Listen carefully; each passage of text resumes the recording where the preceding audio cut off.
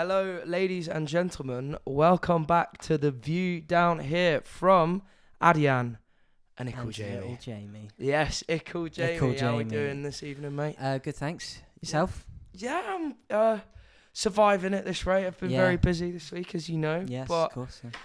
still have time to listen to music at least. Good. But it is lying in my bed staring at the ceiling when I can't get to sleep. Or going to and from one busy activity to the next. Yeah, I love car music though. Yeah, no, exactly. There's something just beautiful about it. Yeah, and it just makes it easier. Yeah, definitely. Especially driving around Birmingham, which I don't like. You're not a fan of it, are you? No. I don't get along with the people or the roads. I feel like you'd be the type of person that just doesn't get along with roads in general. Yeah. I feel like you'd be a full-on car screamer. Oh yeah, no, definitely, yeah. Yeah, I can get a little bit scrappy. Scrappy. You ever got out of your car 2 scraps and 1? No. There was one. I did really upset some people once. I think they'd have gotten out of the car and spot me out. It was ridiculous. It was just dick swinging, completely. So I was driving back on the A38. It's like a 10-minute journey back home. And these guys were right up on my arse, and it was really annoying me. I think they had their 4 beams on as well, so I had to like flick the light, the mirror thing. So, and then they overtake me on like this main road A38. There's no overtaking lane. They're just knobs about it. So then that kind of annoyed me. So I flipped them off as they overtook me, and then I turned my 4 beam on. As we pulled up to the traffic lights, they were like, giving it all that, and I was like, No. So basically, we started moving again, and then they stopped in the middle of the road. So I was thinking, shit. so I just drove straight past them because I was thinking, hey, yeah. So then, giving it all that again, both of us now. There was a friend in the car as well. Maybe he spurred me on a little bit. No, it was 100% me. No, yeah. And so so then what happened was they caught up to me and drove alongside me on the main road. So they're on the other side of the road now, and they're like telling me that they're going to kill me and stuff. So I was thinking, wow, these guys are insane. So I pulled off and waited a little bit, but then like a police or an ambulance went past. I just saw blue lights as I was like taking the turn. So I don't know if they were like going after these guys or if it was completely unrelated, but it was crazy. Damn. And then my friend who was sat in the car was like, oh, man, we should have gone to the traffic lights. I'd have fucked them up for you. I was like, that was a car full of people who were very, very upset. We're not no way. Doing yeah, that. It's like, yeah. It's like, and he was like, and then I think he was like, no, man, I'll take a beating for you. I was like, I'd rather just not take a beating at all, either of us. So, so that was the first time it got bad. What, a beating? Oh, we'd have got the shit kicked out of us, 100%. Was it like 4 dudes in that car? Yeah, I think they were our age. It's not worth it. No, exactly. In my eyes, it's not worth it. Yeah. And this is probably about a year ago as well. Now it was, it wasn't good. It wasn't good. So like COVID time. Yeah, it was when it like loosened up. Maybe it was. Oh yeah, no, it's September, I think. So just as it was, shit started hitting the fan again. Yeah. Yes. Yeah. Before we went to uni and stuff, because I think it was we all had like a curry as our last hurrah. Our last hurrah. Oh, your last hurrah. Your last hurrah. Yeah. Got together with the boys, didn't I? Had a curry. To be fair, I did something similar to that today. Oh really? There was just knobhead. What I love doing, I do it all the time. It's kind of a bad habit of mine, but I absolutely love people who drive right up my arse. I just slow down. Yeah. Especially if it's in like one lane of traffic. I just slow down completely. Like, if you're going to be an asshole and not be patient. So there was this dude in a white Merc today, and he was desperately, it's like 2 lane goes on, he was desperately trying to get round me, trying to undertake me, everything. Yeah. As we were going into these 2 lanes, like nearly crashed into me trying to do it. Mm-hmm. So I slowed down a little bit. Then the light turned red and went, oh, here we go. Oh. So I stopped for the light. Ages before, even though I could have made it at the speed I was going, I just slowed down really slowly. And then the light changed, and as the light changed, I started speeding up. I could hear him honking his horn. So I just sped up and went. Yeah. I didn't speed up. He sped up and went once the lane turned, when it turned back into 2 lanes again. I was just like, oh man. Yeah, man. There's no need to be like No, that. exactly. What's the rush? Well, I mean, maybe there was a rush. Maybe his wife was giving birth or something. I doubt it. It was some I think it's just bold, angry-looking dude. Yeah, in a they're always white bold, Merc. man. It was white Merc. Did you say that earlier? Because I did picture it. Yeah.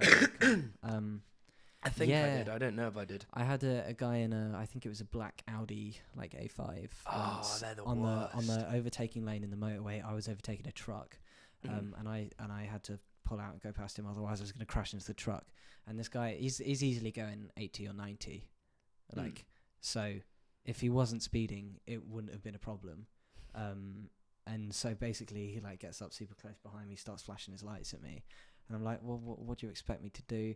And then as I pull back into the inside lane, he's looking at me like, what are you doing? I was like, you know, I hate that. It's People just that like drive behind you, because I think make your life a misery. Yeah, I think people on the motorway think that you've got the slow lane, the quick lane, and then the quicker lane. You know, it's people think that's the speeding lane. No, it's not. It's just another overtaking lane. You're supposed to be as left as possible at all times. Is the thing. Unless you're some absolute lunatic that thinks driving at 90 down the motorway is doing national speed limit. Yeah, exactly. Because you know, sometimes you can see someone and you're like noticing that they're catching up to you, which is quite hard on the motorway if they're like all the way at the back and you can see them getting closer. Because usually it's like a gradual thing. Because when you overtake trucks that are going 60, it still takes a while to overtake them at 70, doesn't it? Yeah. So you kind of know when someone's speeding because it's not. Because if they were going 70, obviously, and you're going 70, they're not going to catch up with you. But it was, that was on my way back from Birmingham, actually. Oh, really? Yeah. Well, we've got a lot to talk about today, Jamie. We do indeed. We do. So I think the first one, I'd want to get into this. So something very tragic has happened this week, and so I'd say it's very shocking what's happened, and we do not condone, which is why we're having this conversation. But this week? I think so. It was about last weekend. Travis Scott held a festival called Astro Fest. Oh, was it? And I believe it was. I don't entirely know the name, but unfortunately, at that festival, there was some poor organisation or some poor decisions on someone's behalf. I'm not entirely sure, but it caused the death of 8 people. 9 now. 9 now. Is it confirmed? 9? Yeah, my lecturer was talking to me about it. And the youngest being 14, which I just think no way, absolutely horrible. But have you seen any of this footage that's come out? Yeah. So the one that massively sort of comes to my head is, have you seen the one of him on stage? And you see it's footage behind him. So you can see him performing, and you can see the blue lights of the ambulance by the crowd. And it is that you see people come on and tell him to stop performing.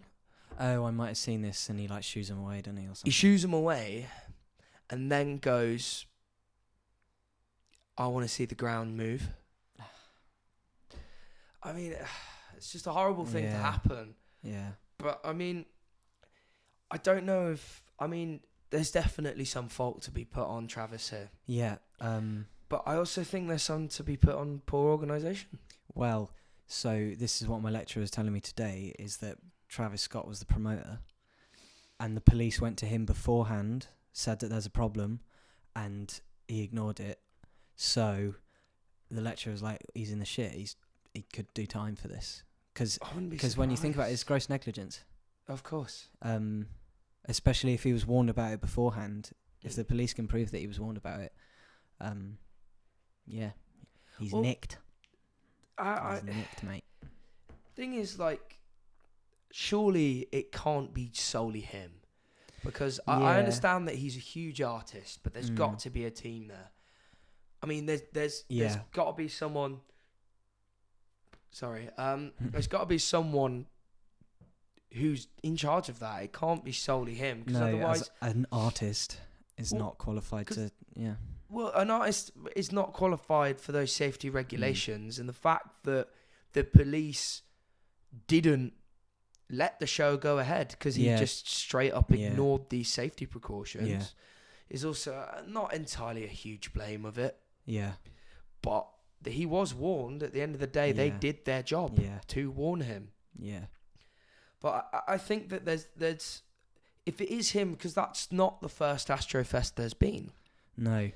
But this one was a bit different because this one was just him. So it was a festival, even though it wasn't really a festival. He had acts only on one act. Oh no, there were people throughout the day. Were there? Yeah. But you're right. I saw something that said it was just him. Oh really? Yeah, I saw it was a post that someone made. Oh, I looked on their Instagram and saw other artists playing. Was it? Yeah. It must have been then. Yeah. Maybe what I saw was something But different. the thing is, though, the problem still stands is that if you're having a one-day festival put on by an artist, you're going to get everyone at the festival to see that headliner. Of course. Everyone. Because at other festivals, obviously, there's multiple stages. You know, if you go to Astroworld or Astrofest, you're there to see Travis Scott at some point. Like, well, everyone's there to see Travis Scott. And I think that was the problem. But it makes me think, though, because 1975 were going to play Finsbury Park, weren't they, last year? Well, here's the thing, right? And this was kind of a point, like I said to you as I got here, that I really want to get onto, is that Finsbury Park. So I have been to a one-day festival thing. I've been to lots of gigs. I've been to gigs at Wembley Stadium. I feel like, personally, I don't say I have a say, but I definitely have an opinion. Yeah. Everyone has an opinion, but I feel like I have a pretty valid one just because I've been there. Yeah. So when it comes to this sort of thing, is the crowd measures stuff, right? And from the photos I've seen of what happened, I think there's a lot of things of where I don't think it's just this of where the issue has come in, right? So I think the first issue is the crowd control. So what I mean by that is the measures that they've put in, physical measures, not like staff or anything like that. Physical measures, barriers, dividers, all that kind of thing that they've put in specifically to stop this kind of stuff.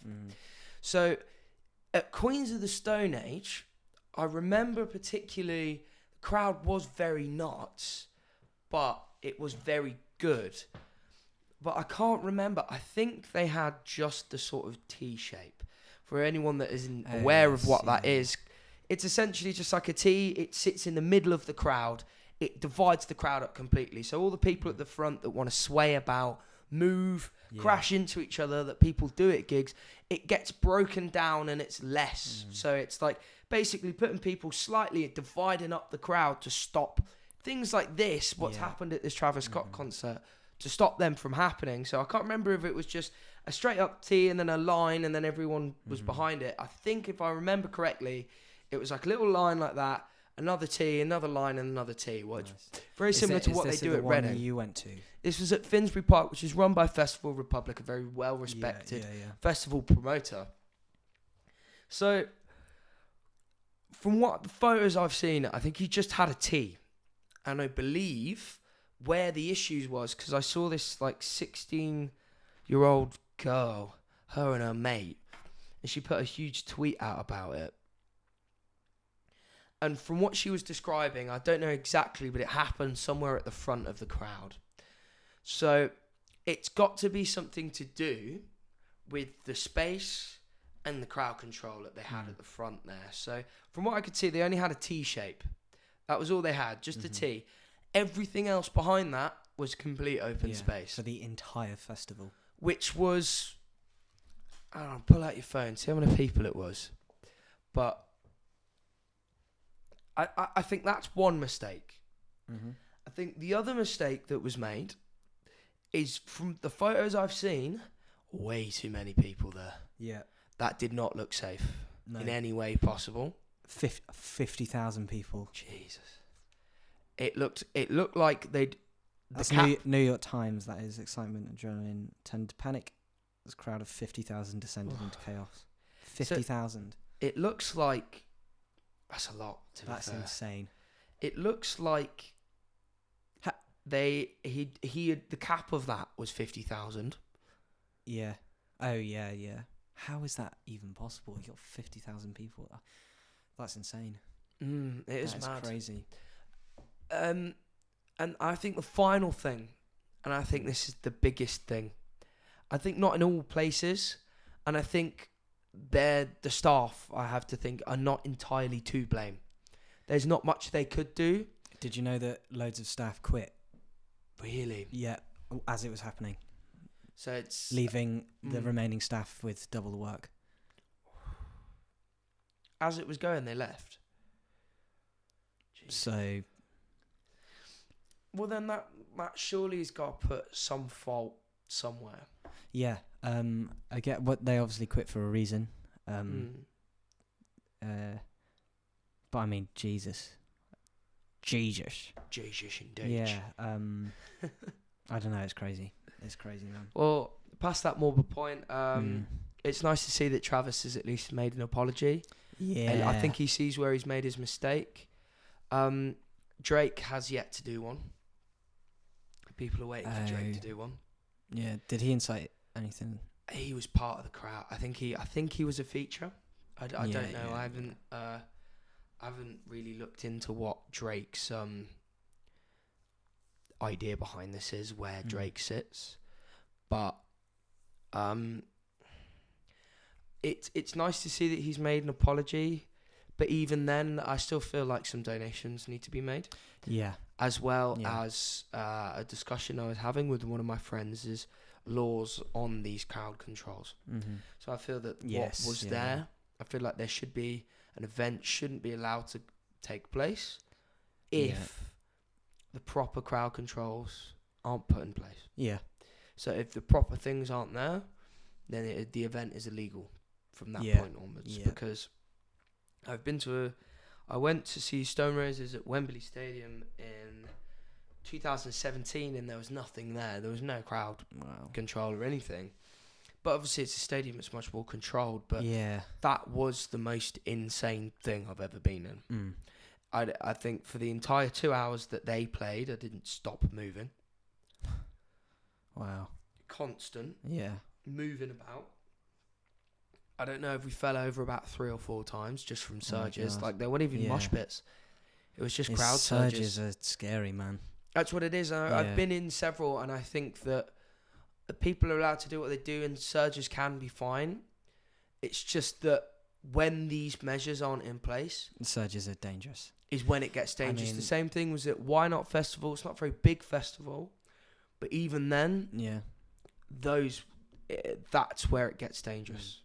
And although what happened is a massive music tragedy for the music industry, and it's a shame that it happened. But hopefully, there can be something to learn. Yeah. Not to make those mistakes, so these things don't happen anymore. I mean, it's hard because obviously we weren't alive during the Hillsborough disaster, but it's obviously lessons were learnt about that. But it's hard to. I don't think lessons were even learnt about that. I don't know. Do you know that final? Yeah. I feel like there's a certain degree to it, but I feel like music fans are respectable enough to maybe get behind an idea of changing this stuff. Yeah. Not to say that football fans aren't respectable, but I feel like there is definitely a decision to be. There has to be a change after that, because that shouldn't have happened. No. Well, exactly, and they got rid of the fencing and they put in seats as well, didn't they? Which was that's what happened after Hillsborough. That's why football stadiums have seats now, and is to stop. So every spot is allocated, and there's that bit in between. So I wonder if maybe after events like that, bigger ones, just because there is a capacity at a venue, it does not mean that it should be. You could probably fit 100 people in this room. Doesn't mean you should. you know, because that's 100 people in this little tiny room. Yeah. But if there's like 50 people in this room, I mean, that would still be stupid. I wouldn't put 50 people in this room, but it'd be safer. Dangerous, So yeah. I wonder if that to me sounds like the easiest solution, because obviously after Hillsborough they got rid of the barricades. Yeah. And stuff. I mean, there was still the bit of barricade, but they got rid of the massive fencing.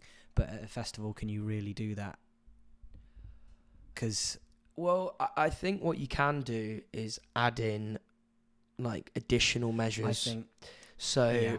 When it comes to festivals, it's very hard to sort of kind of. They could just put more teas in.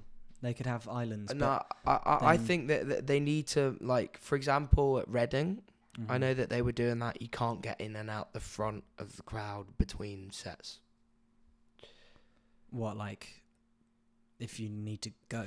Or? So, no, you can only leave, but you can't enter it. Oh, yeah. Yeah, I know that. Oh, that worked. That system where the gig starts and then they shut that entrance off. Yeah. Yes. Yeah. No. I know that did seem to work from what people had said to me, but even then, no, it's a difficult subject. Anyways. Yeah. This week's question, Jamie. Oh, yes. Yes. So I'm proud of this one. So as it always is, every single week I will be asking a question based on a scenario that will imaginary sign you'll find yourself in, and I'll always ask what song is playing. So it's almost like a soundtrack. What song do you hear? So this week's scenario, Jamie, is you're walking up a mountain and it's an absolute complete whiteout. So whiteout is like a fog, you can't see anything. Complete whiteout, snow's hitting your face. You're crawling up the mountain, you got your head down, all you want to do is get to the apex of this thing. It finally starts sort of going off at the top, and as you go off the top, the snow fades and the sunshine starts to hit your face. As the sunshine hits your face, you realise that behind you is where the clouds are, and in front of you is the entirety of the Himalayas, and you realise you're still on top of K2. So what song is playing, Jamie? I just feel like it'd be cool. Yeah, I Know by the 1975. Oh. Like, nothing lyrically or anything, but I just feel like that'd be cool. It's because it's quite a refreshing song. I feel like if I got through a whiteout and then got to the top of this mountain and could see all the Himalayas, it would just like cool me down, you know? I'd be like, yeah. So you're thinking just at the top. Yes. I mean, because I feel like there's no right or wrong answer to it. It could play as I was walking up. Eat both. Yeah. So that kind of to remind you of the reward that sits at the top of this mountain. Yeah, maybe. Yeah, I don't know. I just feel like it would relax me. It's quite a chill song for. Yeah, it's chill. Something that calms you down as you're going through something. Mind you, it'd probably take me a hot minute to climb up this mountain, so maybe I'll just have to put the whole album on. Yeah, that the 1975 while climbing a mountain. Yeah. Well, for myself, I've this week chosen a song called "Touring Test" by David Wolves. It's this I don't know how to describe him, but he's very much this sort of alternative hip hop artist. Something I've very recently been getting into, and I feel that he's got in this song. It kind of starts off as this crescendo and something beautiful, goes into this really crazy, trippy, glitchy trap beat, or he raps over it. Yeah. And as it goes back into this just epic thing. So I feel like as you're climbing this thing, the chaos ensues. That was what I'd hear and I'd feel myself hearing in the moment. True. But as I ascend to the top, just it slowly kind of goes back into something just a little bit beautiful. Yeah. But I do have a second place. Yeah. Which is How to Disappear Completely by Radiohead. Another Radiohead, yeah.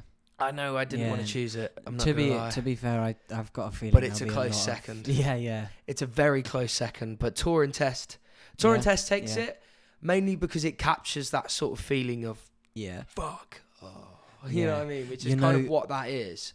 Yeah, another one by the 1975 would be quite cool is How to Draw. Oh, I literally listened to that today thinking I might choose it, but man. It's kind of opposite. Yeah, exactly. There's no calm. The calm bits at the start. It's the kind of the calms at the start, so you can't go through a blizzard going, this is really calm, get to the top and go, fucking hell! Hey! Fucking Christ! Pranging out at the top of... loving the storm, fucking hating the view. Although, mind you, again, I'd love it if we made it to the top of this fucking hill.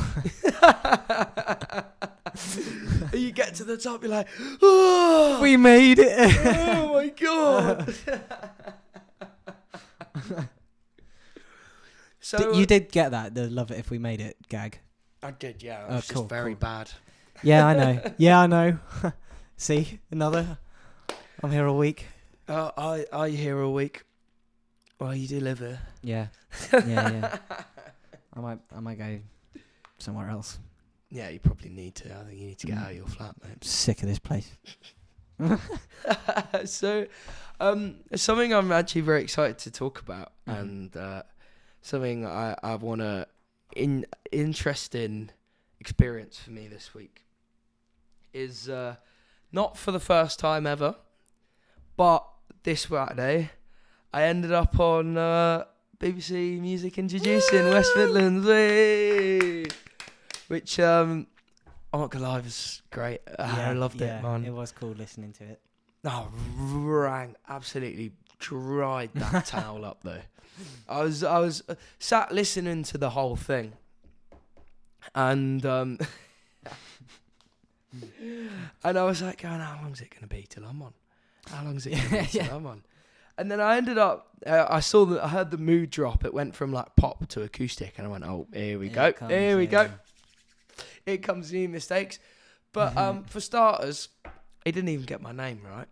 Oh yeah, ADian was it? ADian. ADian, man. ADian. You could go on my videos and watch my channel. Yeah. And find out how to say it.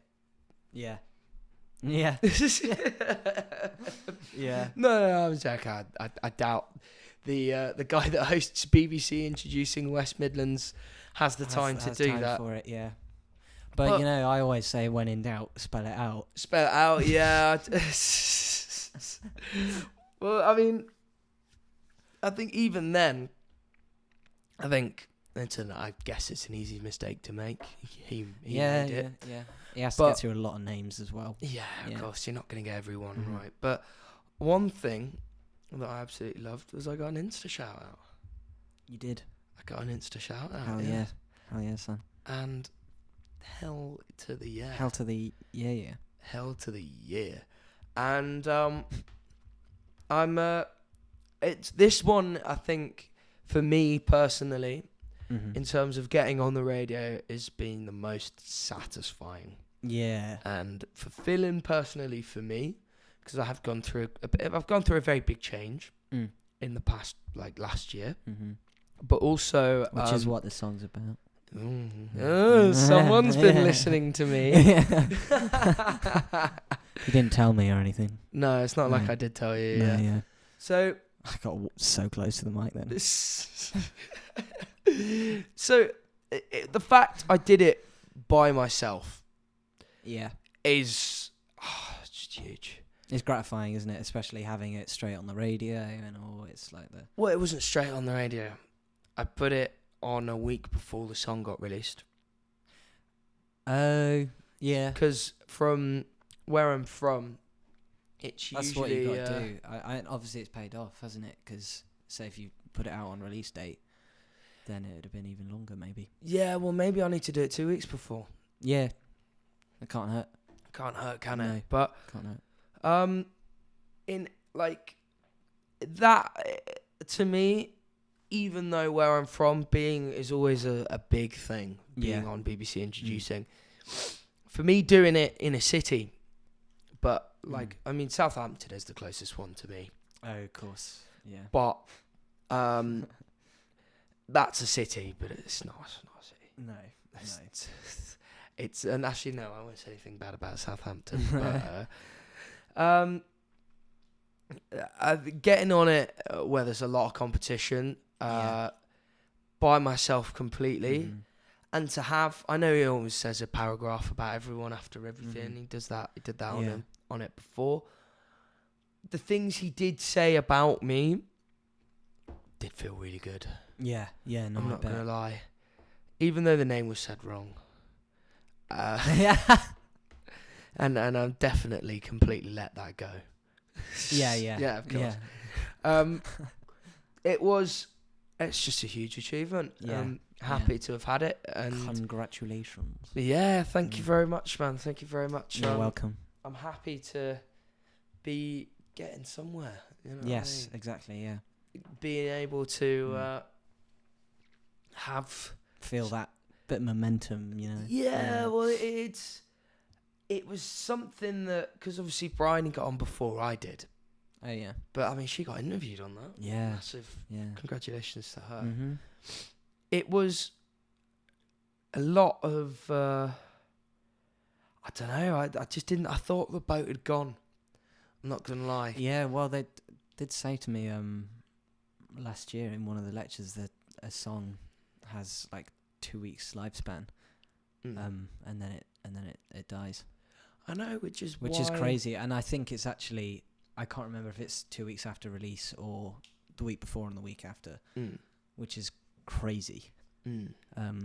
Well, it makes sense, especially for local musicians. Yeah. Just because it's like there's not, in the modern day, there's not a lot of love and care for it, especially since COVID. I think a lot of people are buzzed by it, but even then, there's a lot of artists out there, the ones that I can think of, friends we have, that are much more the style of music that you expect to hear, that aren't getting that recognition. Yeah.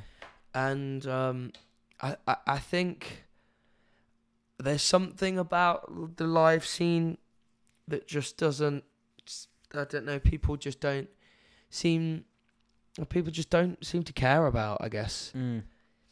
And I think personally a bit of the killer of that is clubbing. I feel like it's got to be. Yeah, but well, I guess when you think about it, people have probably been saying that for 30 years now. Well, you got to think 30 years ago, clubbing wasn't as big as gigs. Back then, clubbing was going to a bar, not a club. Yeah, true. I feel like clubbing's developed massively. I mean, have you ever been to Prism here? No, I've not. Huge, mad, it's massive. I went in when it was really busy, and it was just I'm not really kind of, I don't like clubbing that much. It's not really my kind of thing. But even then, it was just kind of. Was so many people there. I was like, I kind of got it. Yeah. But the thing I find a bit of that juxtaposes the whole idea of clubs is the fact that everybody goes out, buys loads of stuff for prees, doesn't drink anything at the club. Yet when you go to these gigs, it's cheaper because they don't really do spirits. Yeah, they do pints, which is much cheaper. Rather than spending like 12 quid on one double vodka and Coke. You're actually spending like 4 quid on a pint, which if you drink enough of them, you can end up in the same state. Don't need to talk to me about that. Sort of thing.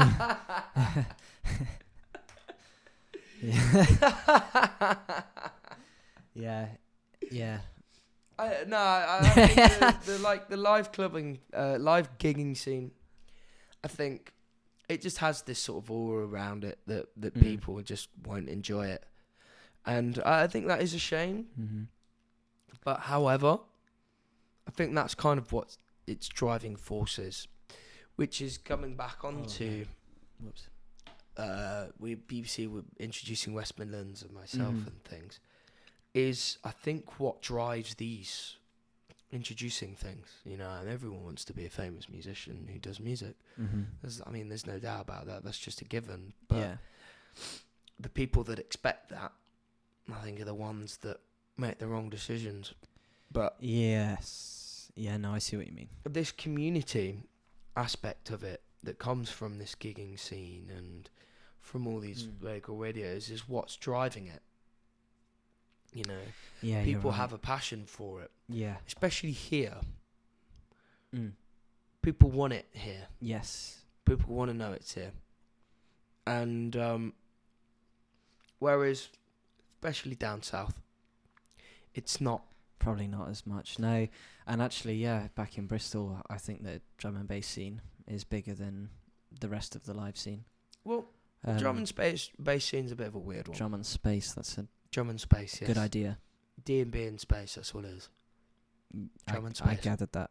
I feel like the D&B scene is a bit different because there's a huge community around it. Yes. Massive community. Yeah. And there's a community to a lot of these things. But I feel that's what there I meant. needs to be like a needs to be like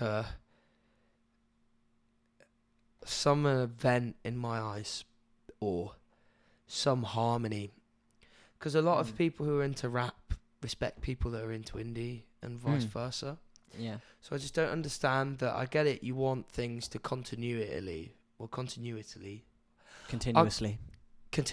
there you go, be very consistent. You want a night where it's one or the other thing. But I feel that it's an idea that is part of one of our modules in Birmingham that someone came up with, and I think is quite a good idea, but I feel like it'd be very difficult to execute in a sense of needing people who are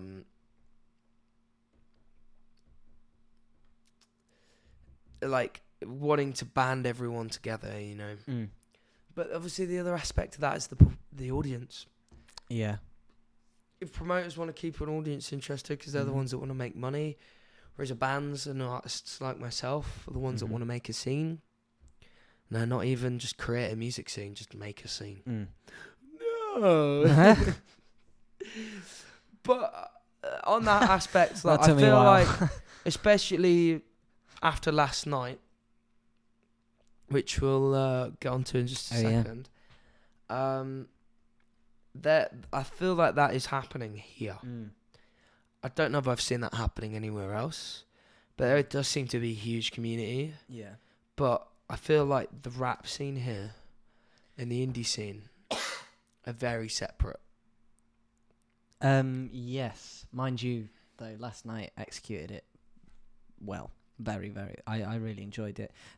Last night was the 8th of November, by the way. It was a gig that I've seen Better Promotions put on at Mama Roo's. Yes, it was. Congratulations to them. Well done on another successful gig. It was, yeah. I've played both of those gigs that they've done at Mama Roo's now. All right. Which was, and they've both been very well organised. Yeah. So hats off, Jake, Sophia, and Emil. Mm-hmm. And I think, as you're saying, last night did really showcase what that can do. Yeah. And although I did notice slightly, not massively, a little bit of a divide there was the a lot of people were leaving to the music that they didn't like, but that's a standard at gigs. Yes, especially local gigs. It happens a lot with support artists. I mean, Jess. Yeah. Was it Jess? Jess Brett. Glyn. Oh, Brett. Yeah, Jess Brett. Who, bless her, the support band left, didn't they? Oh yeah. Which I think is I've had that before. Yeah. From people I know. And it's just kind of like it's not on. It's not on. It is not on. They've had you at their there gig. Should be a They're support. the headliner. They've invited you. And Sort of. Last night, just quickly before we continue to talk about the night, was something really mad. I think that came from the two rappers there last night. Oh yeah. So Jenny, very well done to her, and Bri, Mhm. like, because they're part of the gigging scene, they're used to it. You know, Yeah, they've done yeah. gigs before, Yeah. they're experienced. They know that in gigs, genuinely, that's kind of what happens. Everyone sort of shouts each other out. Everyone boosts each other because it's a collaborative effort. Whereas, and I found this on, it was, I believe, Mikado who played last night. Very well done to you. Yeah. And I said it to Reckless Demeanor, and he kind of was a bit like, oh, really? is that they seemed slightly shocked that I went up to them and said, well done. Oh, Sorry really? I missed a bit. Sorry I missed quite a bit of your set. Mhm. For Mikado, I was on the friend, to my friend, Joe. And Reckless Demeanor I had to change. So I heard his set, and to be fair, his set was so cool. Yeah, they were both so good, yeah. Yeah, that sort of Chicago style, chill style that Reckless Demeanor had, I think is very on par, and his sort of London accent. Yeah, it was coming cool, through, man. but his singing voice was really good as well. Yeah.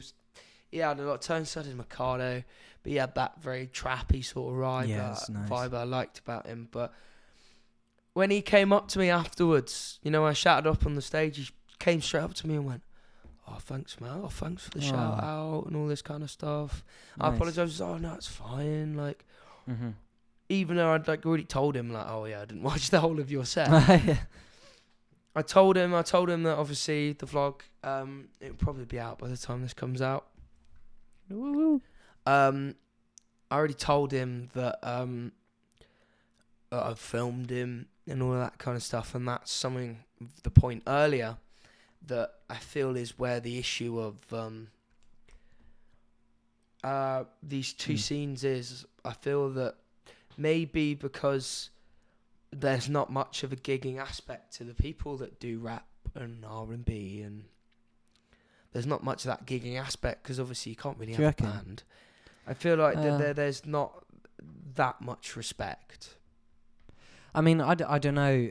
To be fair, respect, maybe it's the wrong word to use. But I feel like there's not that much community in that sense of it.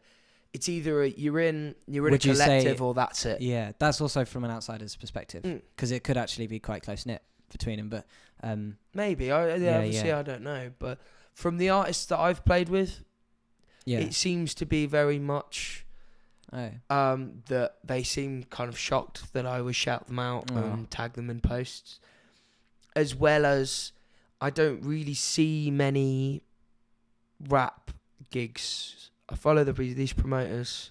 Oh yeah. You don't see local shows like that being put on. Which is a shame. Which is a massive shame because they are very good. Yeah. They're mad. Yeah. They're brilliant.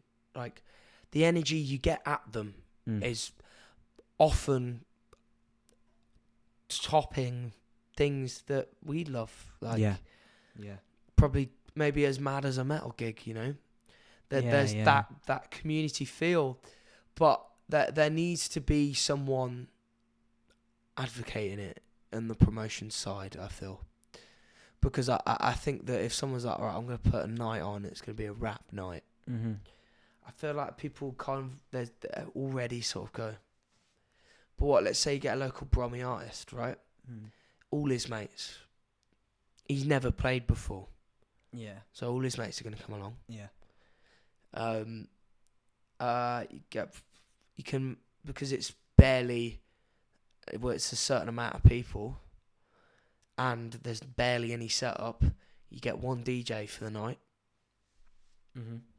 You get, what else? You get one DJ. You have barely any setup because it's just an empty stage with a mic. Maybe a couple extras for people that want to bring features on and stuff, or whatever. Yeah. You know, it could be a very successful night.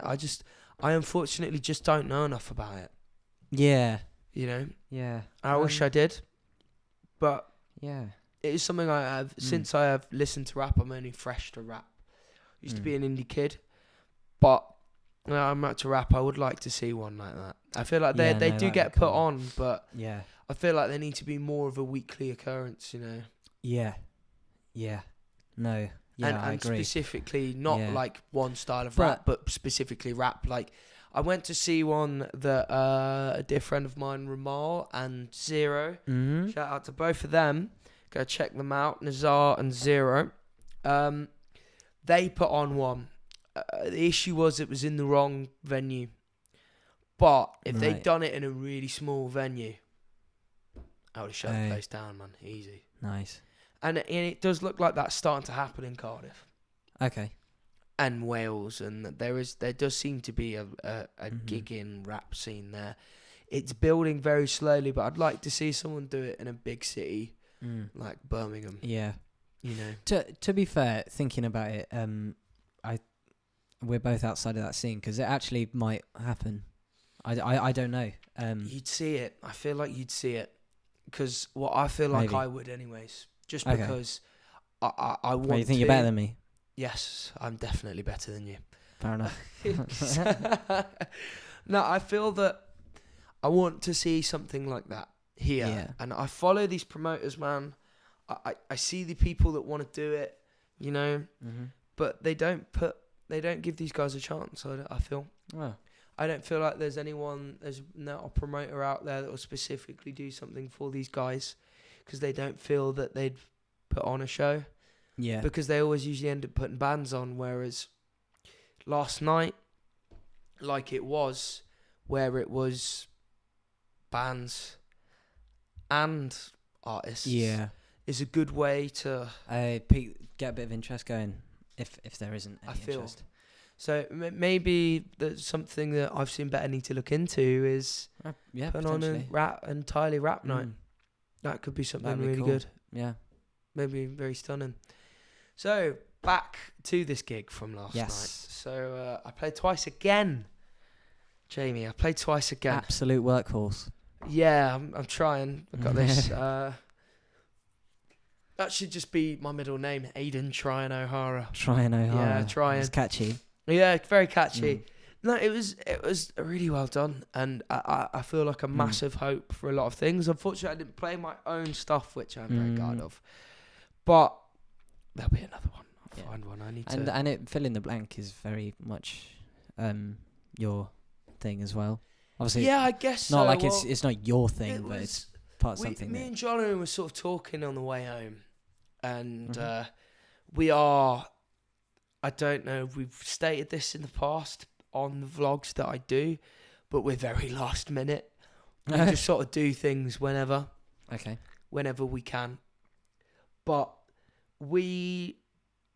I believe for this, we're looking at getting a manager. But that gig last night, Yeah. although there weren't people moving, we're still very hopeful. But we've got a headline on Saturday, which we are Saturday massively the looking 13th. 13th. Yes, if this won't be out before then, but No. that I think hopefully should be a very fun gig. There will be a vlog for that, so make sure that you're keeping your eyes on the tubes. Hell yeah. But last night, I think for Bryony, there's a lot of hope. There's a lot of hope there. I think Bryony's going to be very. I've jumped on it. I have definitely jumped. Nice. I am riding that wagon. I'm definitely riding that Yeah. wagon. But to me, I love Bright. She's Yeah. a very dear friend of mine Mhm. and someone that's just absolutely lovely. Yeah. But last night felt good. It was just a shame that there wasn't as much movement Was as there there not? was at the first gig. Nah, Oh. not. There didn't really seem to be people that were kind of going for it as much, but there did seem to be a lot of appreciation and a lot more of a crowd, I felt. Okay. So, Well, I that's mean, good, yeah. for fill in the blank, it wasn't the entirety of the people there. No. Well, I don't know. I was at the front. Yeah. Giving Yes, you the Debbie Ryan. Yeah. No, I think that with that site, like, I think I'm very grateful to all the people that showed up. Thank you very much all for you guys showing up. You're welcome. I was surprised there was I think for the fill in the black set, because we're obviously indie, we're very much, I think nowadays, we're a lot more of a specific sound to people. Yeah. But I did have a lot of people that aren't into that kind of stuff sort of coming up to me and saying, hey, well played, man. Mm-hmm. Whereas I feel that Bryony, last night, between me, Con and Rish, God, we nailed it. Mm-hmm. It was solid. It was really good. Most solid we've played as Bryce Band. Mad. Oh, really? Oh, I think you were saying... Did you say that to me yesterday? I think I said that to you last night, yeah. But I was a few pints down. Yeah. To say... Yeah. No, it felt solid. So solid last night. Solid. Felt very solid last night. But I think what needs to start happening is things like that need to start being done by other promoters. I mean, Future Sound do that, but they're such a big company that in terms of what they put on, it's very difficult for them to look at separate niches. I feel to have an impact with that. Okay. I feel that when they do that sort of thing, I don't feel like they could make an impact just of how much they put on. Okay. Whereas I feel like if you're in the case of someone like you, I'm gonna see her in July. Oh yeah, I'm looking forward to that. Oh right, we'll talk about that in a second. There's not much to say. I'm just seeing Adele in July. Oh, I'm very jealous, mate. Yeah. No, I think that like with people like I've seen better, Cute Zoo. That's it. Cute Zoo, who we're playing with in December with Fill in the Blank. I feel like they maybe have the potential to do it. It's personally from what I'm seeing at the minute. Maybe we're only seeing one side again. Obviously, maybe we're only seeing one side of the Birmingham music scene. But I feel like there's something missing there. Okay, I mean, I do. Yeah, we probably are just seeing one side of it, and it's like the side of the BIM community. I think probably is. So I don't know. I really don't know. The thing is, I feel like you would see it though. I feel like I'd know artists in Birmingham that do these gigs. Like I looked at Mikado, the artist that played, and he hasn't really done many gigs at all. Oh, really? And Marek as well. He's not even done any. He's done one live stream. I think he was saying. But he is doing this gig on 13th. Yes. Of November. He's just been supporting Fill in the Blank. I know he's just been announced as a replacement. Yes, yeah. So that should be very good. I'm looking forward to that. Yeah, that should be really good. Yeah. Other than that, you don't see much of that kind of thing, which is actually I think where not necessarily upsets me, but gets me hopeful. You know, I feel that like there's room for that, and I feel like people spot that. You know, that there's room for having a local scene of rap artists. You know, like. And if you look at this Florida scene that was Triple X, DJ Scheme, Ski Mask, a lot of that was them doing these shows early on in these sort of places and making these beats themselves and people going and heading out to these shows. And I think if you could do that in a place in Britain, I would kick off. Yeah. Like, One thing I'd love to see is an underground drill show in London. Like proper, you know, get the A92 down. Like full on. Speakers blazing. Mics full. And just, I wouldn't mosh, I wouldn't belong there, but I'd want to see it. I feel like it would be glorious chaos. I think safe. Yeah, I was going to say. After what we said earlier, very safe. But glorious chaos, and something that could really make a scene. You know that something like that. I feel like people seeing that. You know, if let's say they get a venue of 120 cap, right? Let's say 15%, 18 people, right? 18 people film it, put it on their Snapchat. Well, then you're looking at how many people does each of those people have on their Snapchat or followers on Instagram or this, that, the other. How many people are there going to be? So there's people that would see that and people that would share it and go, Christ, I'm gutted I wasn't there. Or some, let's say one of those people might know someone who's a record label exec. Going, Yeah. all right, okay. Oh, yeah. Let's get down to another one of these shows then. Yeah. Or, you know, and I think that is really happening, especially since COVID. Because everyone misses it, and there's so many artists that have either blown up or started during lockdown that have never ever had the opportunity to gig. Yeah. Which in my eyes is a very sad sight. Yeah. Because that's always been my favourite part of being a musician is gigging. I love gigging. I love gigging. I love gigging. Well, I mean, you've never even played a gig, have you? No, it's crazy, Quickly, just as a last little anecdote, what was this story that you said last week of this weird gig thing that you half played? Oh my god, yeah. So basically, I there was this like workshop back in Bristol for that was I think it was for all ages or whatever. It was called Remix Studios. Ended up shutting down. They ran out of money. But it was really cool. It was like it was like a kind of like a bootleg BIM. Oh. So bootleg BIM. They did like a course, like a workshop course at one point during the winter. And like I did like the remixing course or something. So yeah, no, man, it's such a low point in my life. No, it was cool. It was well, yeah, it was cool at the time, but I look back at it as lame. Lame. Yeah. But yeah, it was weird. So little Year 9 Jamie sat there in his Stormtrooper hoodie, like playing a and blue jeans and black Adidas Gazelles. Yeah, it was screaming cool. It was a time. Yeah, it was a weird Actually, time. No, I don't discriminate. That is very cool. If you think that's cool, that's cool. Whether or not I thought it was cool or not, it definitely wasn't cool. Yeah.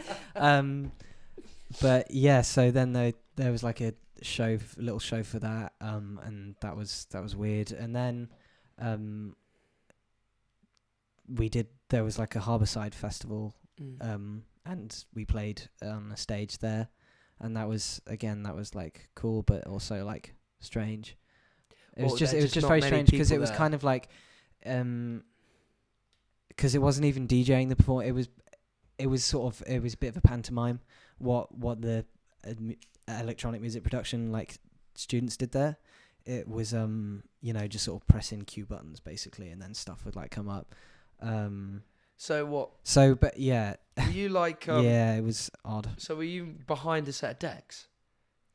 So the first time I was behind a set of decks, kind of.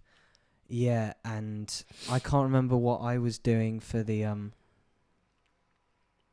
first one, but basically we had to do it in pairs, so you'd play each other's songs together. But what would happen is we'd like take a sample out of one person's song, like a vocal sample, and then set that up on the cue for the deck and press the cue button like rhythmically or whatever. Over a different song? No, over our song that we did. But the other person was in control of that cue thing. So I can't even remember what I was doing in that thing. But basically the guy that I was with, I must have just shut down halfway through my song because he just starts... Like, there was no rhythm to it. He just sort of started pressing it. I looked over at him and he was just sort of like rocking back and forth, like just... What? And I was like, what is going on? And then, because it was like a weird point where I like wanted to get into DJing or whatever. It was like completely different Jamie. Yeah. It was very strange. This is year 9 Jamie. My EDM phase, is what it was. It was bad. It was real bad. And I remember like reading my little DJ handbook one time and said, you got to look at the crowd. And I'm like, so I wasn't even DJing, but I looked up at the crowd and it's just this line of girls sat at the front and they just looked so bored. And I remember talking to everyone else who performed and they all looked like, everyone else was like, that was so weird because you'd look up and these girls are sat there like, it was like out of like an American film. These girls sit there like chewing gum, like bored out of their minds. It was so weird. So like a really bad audition. Yeah, kind of is what it was. It was so to the strange. teenage girl public. Yeah, it was basically a table, a laptop on top of the table, and some decks on top of the table, and that was it. Yeah, and then the Harbourside one it was basically this whole, like, we'll call it a school, work together. It's like one project, or one song was the project, and then they all like played their other stuff. The talented people played their other stuff, but us like music producers that kind of don't really fit into a live thing, even though we basically made the song, and then everyone else incorporated it into what could be performed live, and it was cool. But we were on, basically producers just had a bunch of Ackeyes and we were on sound effects. So it's like sounds of like police cars crashing and shit, you know, like the stock stuff you find on GarageBand and Logic. That it was is so odd. strange. So odd. So odd. I just have this really funny image of this band playing this really intricate EDM, like, or acoustic version or electric version of an EDM track. Yeah. And then just hearing DJ. Oh my god. It was like DJ. It shut down after that show. I'm not surprised. Surprised. It was odd. Anyways, ladies and gentlemen, that has been episode 2 of A View from Down Here. Thank you very much for watching. I have been ADian. That has been Ickle Jamie over there. And that's the view from down here. That's the view from down here. Woo! Peace. Bye-bye. Thank you.